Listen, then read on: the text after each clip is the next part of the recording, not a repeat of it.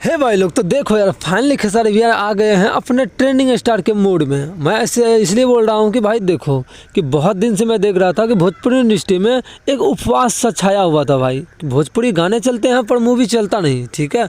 और इसी के दौरान जो है ना भाई, किसी ने मतलब काम किया है भोजपुरी इंडस्ट्री को आगे बढ़ाने वाला, तो वो है ओनली खेसारी भैया।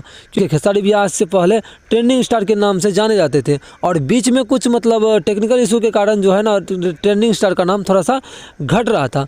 तो इसी को दोहरा के मतलब दबदबा चालू करने के लिए भैया कड़ी मेहनत करके भाई एक मूवी ला रहे हैं जिसका नाम है रिश्ते। उसका फाइनली यार ऑफिशियल ट्रेलर रिलीज हो गया है, ठीक है। जो भी नहीं देखे हो तो भाई SR के म्यूजिक से देख लो जाके, बहुत बवाल ट्रेलर है। अब ट्रेलर देखने के बाद मुझे ऐसा लगे भाई इस ट्रेलर के बारे में वीडियो बना के बताना चाहता हूँ, और इसीलिए फ़िलहाल बता दे रहा हूँ कि भाई आप लोग जाओ और जाके प्यार आशीर्वाद दो यार। मिलते हैं को अगले वीडियो में, तब तक के लिए लव यू गाइस।